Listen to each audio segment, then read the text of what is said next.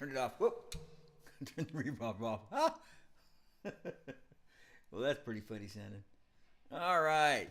Hold on a second, guys. Take a second to change.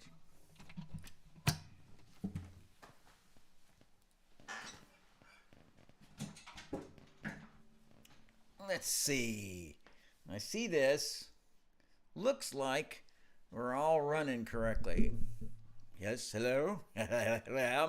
I'm speaking to you live. Okay, it looks like it's okay. All right, well, this is Mark Teaches Music. I am Mark Black. This is the To Play and Sing Q&A. This is where you get to ask all the questions in the world, and I get to answer many of them, but not all of them.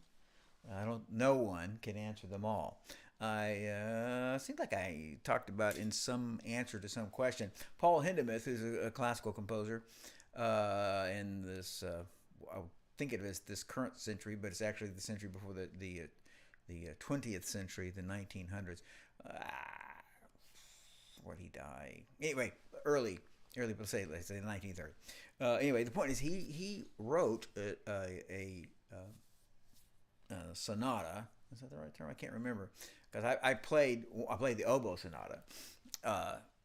Anyway, the point is every orchestral instrument, 26 instruments. He wrote a sonata for each one, and he debuted it on the instrument. So if he wrote a tuba sonata, he debuted it on the tuba. If he wrote, and he did, and he wrote a cello sonata, he debuted it on the cello. So that's pretty bad. He's a bad dude in terms of knowing a lot of stuff. But he didn't know everything. He could not tell us about Bill Monroe and playing bluegrass, just by the way. So let's pause that. So anyway, so on our To Play and Sing workshop, we are talking about all the questions in the whole wide world about music.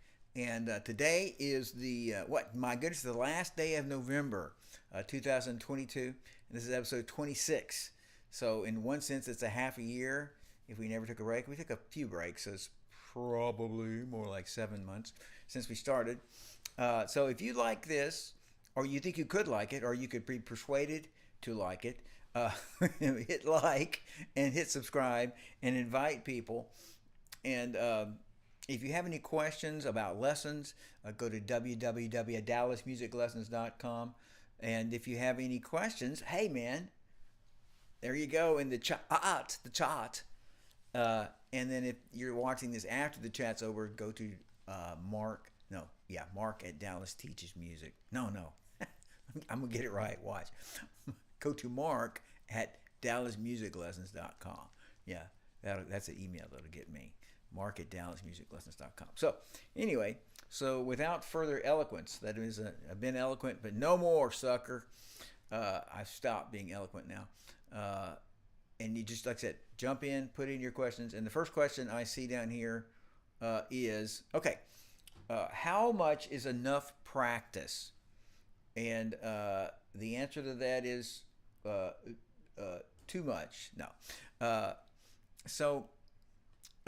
How much is enough practice? I have a short answer, but I'm going to give you the long answer because that's more fun for me.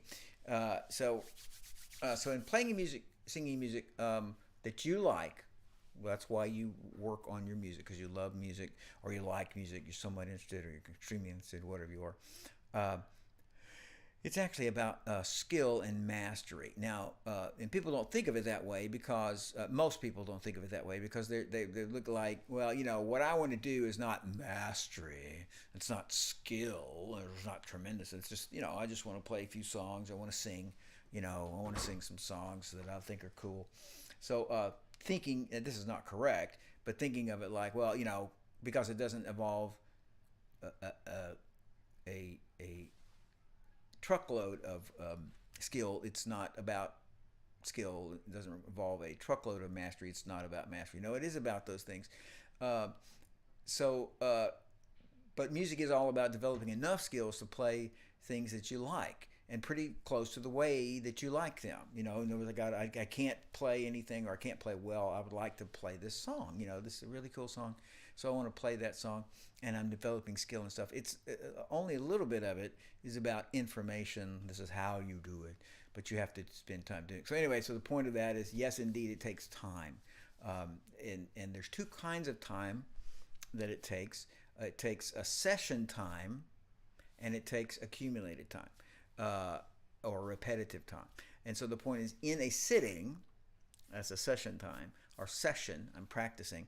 I have to do enough that I accomplish some skills, I gain some skills that I didn't have, and then I have to have enough of those sessions close enough together that they burn in the skill I developed. So in the session, in the practice session, the session time,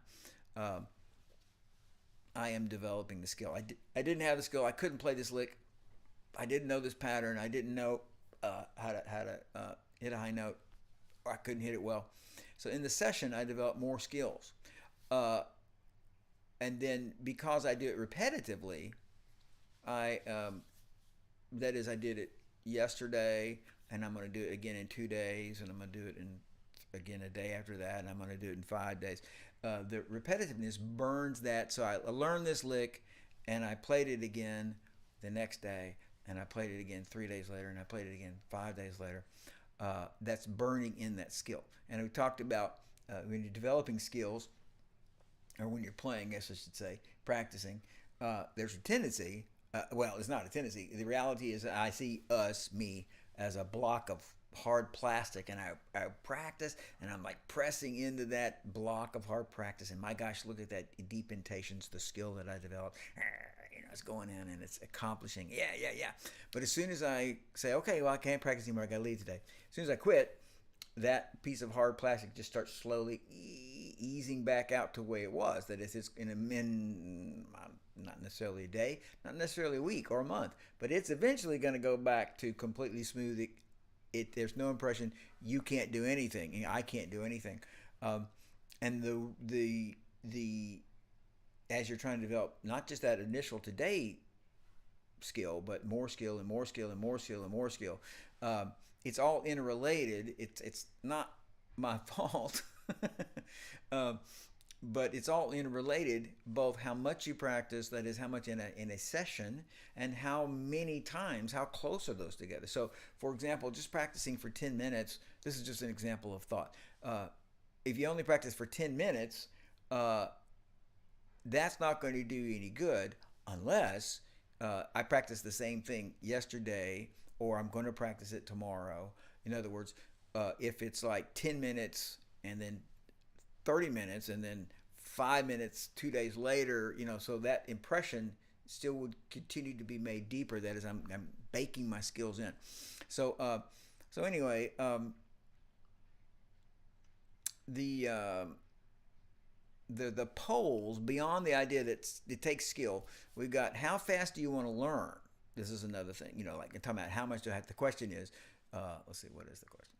There's the question. How much practice is enough? That's the question. Okay, so after the idea, okay, cool, it is skills. I got to develop skills. So then it is how fast do you want to learn, and then that's what I'm talking about right now, is the minimum practice session, a minimum skill building session. What's the least I can do and build some skills?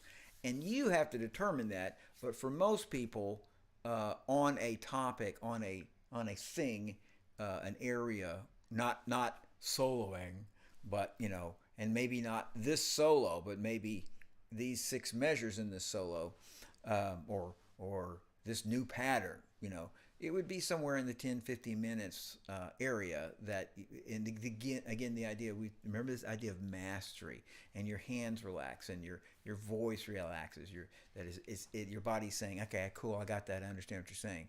I remember. So, and this is a good rule of thumb. You practiced enough today.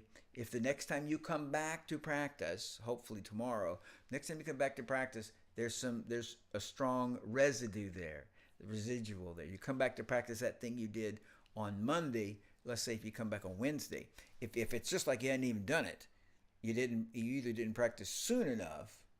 Monday should have practiced Tuesday, or you didn't practice long enough or deep enough or create enough mastery on Monday. This is such good stuff, you guys. I'm telling you, this is how to make it, how to be amazingly skillful. So anyway, it's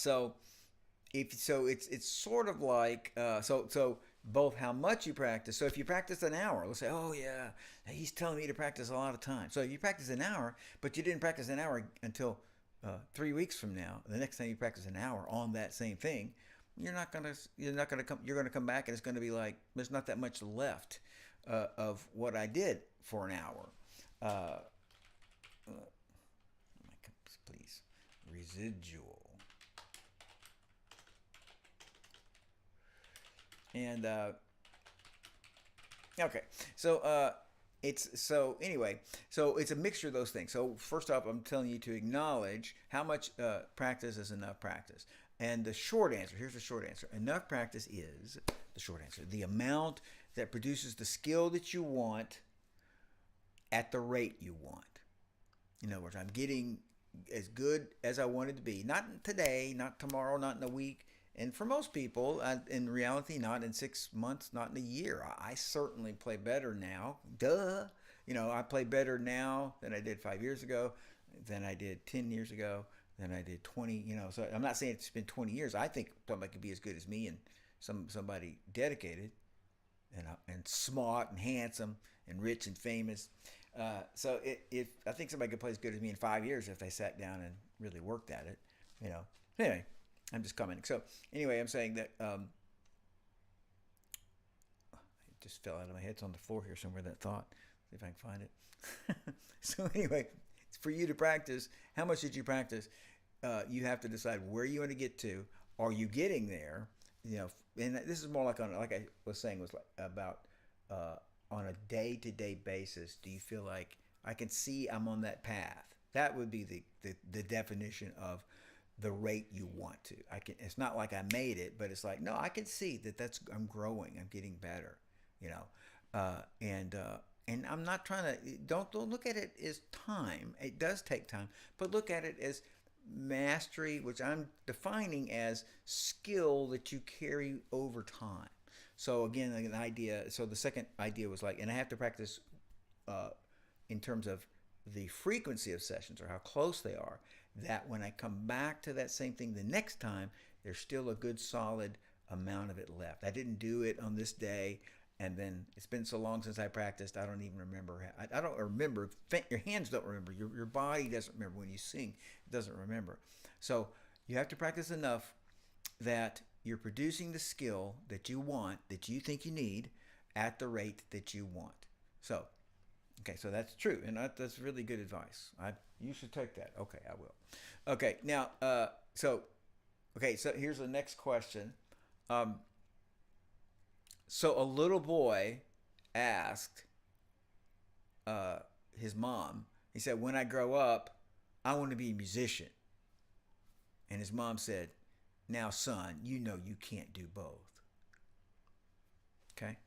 So, little boy says to his mom, Mom, when I grow up, I want to be a musician. And the mama says, hey, you can't do both. Okay. True story. All right. Now, let's see. The second question is today, wow, what a question. How does my personality affect my music choices, song choices? I assume this person is not talking about skill. It's talking about, I'm assuming this to mean like styles and things. And it has everything. Back when the earth was cooling and dinosaurs roamed the land and I was a young man. Let's see if I can get my pipe for that. My pipe is gone. Someone has taken it. I'll just play the guitar. So anyway, back when the dinosaurs roamed the land, I would think of it like, well, the good musicians like the hard music, basically like that. And the people who are liking the really, really hard music, those are all good musicians. And that doesn't mean professional musicians, it just means good musicians of whatever type. And that's actually not true. And again, I'm not trying to sound stuck up or anything, but so my 30 years of teaching, more than 30 years of teaching individuals, I discovered that is not it at all. It's not about skill. It's not about smartness. It's basically on your personality. For example, and this is not. I'm thinking of a certain personality. About a third of my students And you would think, I would think, that this, there's a bunch of people that are they enjoy in life, they enjoy, doing things correctly, and everything's, mapped out. I know what to do. I'm not having to make up stuff, and I know exactly what to do, and I like doing it correctly. I did what I was supposed to do. And that would, to me, intellectually say, hey, well, that person likes classical music. And it is true that a great many classical musicians play and like that are this particular personality. And I'm just talking about how does who you are affect the kind of music you like. But that is true. But it's also true that a lot of those that personality like other kinds of music. But it's sort of, I wouldn't say predictable. So your personality. So for example, some people like rap, and some people like country music, and some people like music because it's emotional. They don't care what kind of music it is, other than like for example, I grew up in the early aughts, 2000, a young man, 2005. No, I'm kidding. I grew up in the 70s, more or less, or the 60s, if you want to look at it that way. And so I have certain kinds of music that to me are musical and emotional, and you're like, oh, that's the truth right there, man. You're laying it on, and that would essentially be R&B soul slash acoustic rock, and not because that was all that was there. It's just what I was listening to. And then, of course, how you were raised, who you were around, what music you were listening to, particularly the people who were 2 to 3 years, 4 years older than you, big brothers, cool kids, that were cooler than you, and you'd be like, oh, he's listening to Led Zeppelin. That's what's cool, These I'm just talking about things that affect you. It's not your personality; it's more your heritage. The same point, though. So people like music that is popular. I have tons of people, tons of students through the years. What they want to like is this is the cool song. This is the cool song. Then watch out, you little suckers that are judging. That's right. What a dumb thing to do, man. It's lame. And then they're the people who are what they want is like, how obscure can their music be? You know? And they literally will stop liking a group because they got popular. So the guys finally start making money after 10 years. And instead of, 500 hits on their YouTube videos, there's, suddenly there's, 100,000. Well, they don't like them anymore. And that's that's part of your personality. Both sides. One was, I like this because it's popular. It's the most popular stuff. That's what I like. Get in the mainstream. Other people, I don't like it because it is mainstream. I'm just looking at different and thinking of different aspects. Music that is aggressive, up in your face. Music that is peaceful. And I just think this is a fascinating idea, which is very, very true. Is a lot of music is music that's not challenging to you. In my mind, I would put the music of Bruce Springsteen in there, and it's just, and I don't mean it's not hard music, but it is. The idea is this is just a man of the people. I'm just one of the guys, and Creedence Clearwater Revival, same kind of thing, And just as an example, since it popped in my head, the Doors. You would not think that. You don't listen to the Doors singing, girl, you gotta love your man. You don't think, oh, he's just my neighbor. If you do, you think, oh, I need to get a gun and be prepared. I'm saying so. But let's say, Creedence, who did I say? Bruce Springsteen. And they just their gig, whether they need to be or not, is that's not what I'm saying. But it comes across to me as I'm just one of the guys. I just came home from work and I sat down and I started writing this song. And some people will hear that and go like, that is the dumbest thing I ever heard. I want to hear some skill, man. Show me your chops, or show me your vast thinking. And other people will be like, that is just me. That is just, So I'm just talking about the kind of music people identify with, and I want you to see that it's based on your personality, liking those kinds of things, liking complexity, hating complexity, being indifferent to complexity. Most students, just by the way, like styles of music. They like R&B. They like rap. They like rock. It's just so sad there's no coffee in here. I don't know what to do. I have a pipe. So they like these styles of music, But some people, they don't like a style. They like, if you could imagine colors or levels or layers of, this style and this style and this style and this style. What they like is complexity. And it doesn't matter what style. It doesn't matter if this is a blues that shows complexity or if this is a piece of classical music that shows complexity. Like, I like that. I want to learn that. And those people are just, by the way, hard to find songs for. Not talking about my woes. I'm talking about for themselves. It's kind of like, it's hard for them to say, well, because you can't just say, okay, well, here's the rock hits of, the last 50 years. And they'll be like, they're like every 30th song, and for themselves, and then some people like complexity that is physical complexity, like chicken picking or playing fast, like I can't think of his name today. He's a black man, and he played on Broadway, and he played Breezin', George Clooney, George Strait. No. Anyway, somebody tell me what that is. I'll remember. I can see him, and he's a great player, amazing player. So anyway, complexity, and some people like complexity, like harmonic complexity. That's where a lot of jazz people go. And because there's harmonic complexity, the chords step out of the keys constantly. And I want to say, just if you say, well, there's my pipe again. I like classical. That is the way. Yes, of course. Well, some of the most boring music on the planet and predictable is, my gosh, classical. And you have to imagine, through the centuries, classical being certainly almost the only written down music, and what people would hear the most in many centuries, constantly. And they would hear this kind of music a lot more than we do. And so all I'm saying, there's tons of it. It's meant to be in the background, and yet, you go into the doctor's office and there it is, plunking it out, and you're just going like, and just, well, I'm sorry, I'll stay off that box. Remember, I have a degree in playing the oboe, so I'm pro classical music, but it is not either physically complex or harmonically complex by itself. So anyway, and just by the way, in every style of music, there's a hard and an easy and a middle version. You take rock, I meant to say country. You got Achy Breaky Heart. You've got a song I love, which you have to be a young person listening to country music to know. Range Rover. She wants a Range Rover. Great song. And then you got bluegrass, if you can imagine. So very simple versions of country music. Thank you, George Benson. Thank you, Tom. Tommy Emmanuel. He didn't play on Broadway.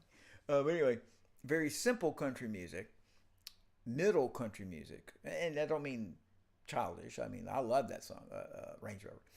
And then we've got bluegrass, which the whole thing is, depending on whether you're listening to traditional bluegrass or new grass and different things like that. It can be harmonic and physical, like how does that guy move his hands that fast? But every style's got that. Rock music has, for example, progressive rock.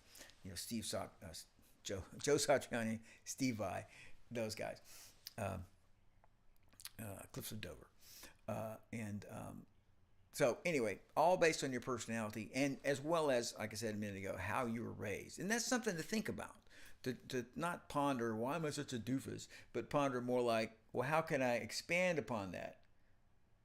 Yeah, example of fast. No, that's still wrong. No, I'm kidding. That's exactly right. So, all right, let's see. I have time for one more question, and my last question is, which styles or positions require the least performance talent? Okay, and sometimes people ask me questions, and I phrase them in ways that fit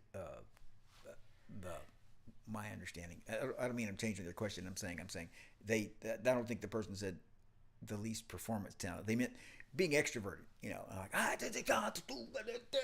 So which positions are not that? They're not the showy positions, and so I just said performance talent. So again, performance talent would be the ability to be a showman, to incorporate lots of style, lots of look at me and that looks cool, and you could think all kind of different ways to express it. We're getting away from that. We're saying not that, but I'm gonna say Vanilla Ice or Silk Sonic. You know, I'm saying that like a lot of choreography, and we're singing exactly in the right place, and that is performance talent. And then so is Tom Jones, and so is James Brown. You know, it's like and Garth Brooks. And the point is not what, and you do, in one sense, to follow me, in one sense, these people with performance talents, you don't exactly know if they're skilled musicians, because it's just like such a show, not fake show, real show. I paid money, and man, that was 2 hours of solid entertainment. I love that. So you kind of the music, the beautiful, skillful, butt kicking music is obscured a little bit by that guy in that show. Those guys were so incredible that I didn't notice it. And I don't mean that as a negative. I mean, like, that's just how they presented it. Okay, so we're talking about the opposite of that. I want to hide. I don't want anybody to see me or pay attention to me, but I do want to make music. We want to talk about those people in those positions. So here they are. First off, any position in an ensemble,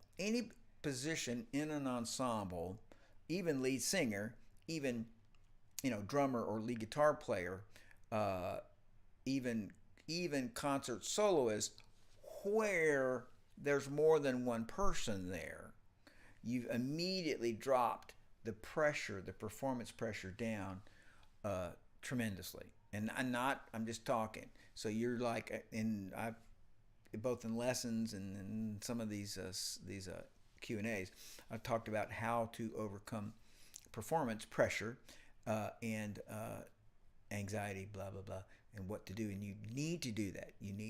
But I've had a few students that I don't really think could overcome that. And it is a battle, and it is something everyone needs to accept as a challenge. But let's say you don't want to, or you're not ready for that yet. So just the fact that there's two guys playing guitar with you, besides yourself, good or bad, divides a lot and diffuses a lot of that performance pressure. Everybody's looking at me, and I can't play as well, because it's like, well, now it's all of us. Nobody knows where that note came from.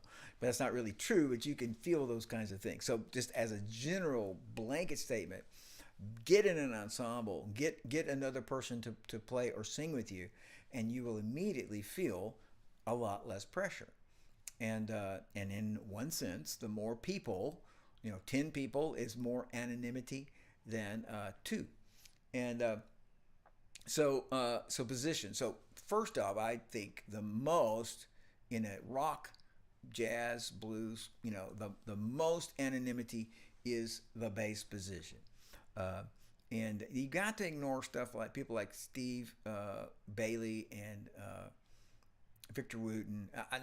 They're amazing, right? But I'm saying, they have said, dude, I'm gonna, I am so skilled, and I'm gonna do the skillful stuff just like I should. The question is more like, okay, you line 100 bass players, how many of them are playing like that? A lot less than lead guitarists, a lot less than drummers, a lot less than lead singers, So anyway, a great position to be laid back and kind of anonymous is bass. Another position is lead rhythm guitar, and you're backing up. You'd say, and most people who want this answer, the least performance skill or required, they're saying, I want to play, I want to be there, I want to help and make things work. Great. I just don't want people to, I don't want a spotlight on me. I want people to see me or notice me. And that's wonderful. That's exactly rhythm guitar, yes. And the only problem is it's a little hard to get to that. I'm good enough to play with a bunch of people, or 2 people or 5 people, but I ain't never going to take a solo. I am never going to, go. It's a little hard to get that going. There are definitely people who do that, and that's a definitely good idea. Drums, believe it or not, now it's a stereotype both among musicians, and then as people perceive music. It's the drummer, the crazy drummer, But really and truly, about half of drummers are just they're impression is very competent. I'm really together doing my thing, and it's really great. But I'm not standing up and dot dot dot. So they're not doing that. But in whether they do or don't, it's fine that that person does not play demonstratively as long as they are able to play well, which would include being loud and aggressive as required. Background vocals. How do you audition for a background vocal? Well, you on all these things. Just by the way, it's very good if you're able to play lead or sing lead because of the skill involved. If you can sing lead, you can play lead. Then the fact that you're playing the background and you're singing in the background makes that background part better. But that is a very low key part. Now I'm going to go ahead and talk about, because this is not about rock or blues, and it's not about bands, as in those bands. It's about ensembles, about all musicians. So any second position in an orchestra or a concert band, second oboe, second chair, anything. We probably think of most. Now, that doesn't mean second part. When you get into the elite, excellent ensembles, and you'll notice if you've played either concert band music or orchestral music, a lot of that stuff is very, very, very, very demanding. When you get into the upper echelons of these skill sets, of these performance groups, the guy's played second because he doesn't have seniority, or he didn't audition for it, or he whatever. It's not because he's second, like he couldn't do the first part. It's like, no, that's what he's paid to do, and he could step into the first part. So I'm just saying, any second position, in any second chair position, and it's not like there's two. If you think of an orchestra or a concert band, there's 2 or 3 oboes, 2 or 3 bassoons, 2 or 3 flutes, 2 or 3 saxophones, not in the orchestra. But on multiple positions, there are 4, 5, 6, 7, 8, 9, 10, 11, 12.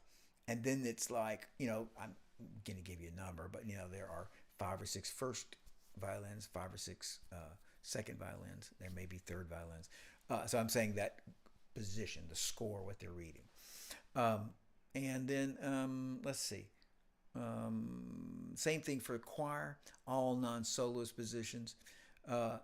So anyway, so the big overarching idea, again, so the question was, what positions require the least performance skills? That would be, you can say any backup thing, but first off, just getting an ensemble. And you want to be a singer-songwriter, and you're very shy.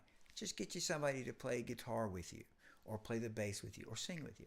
And it'll immediately make it a little bit more, even though you are the kind of the talent, if you are the talent, and you're going to swell out and be big, it'll be a lot less pressure.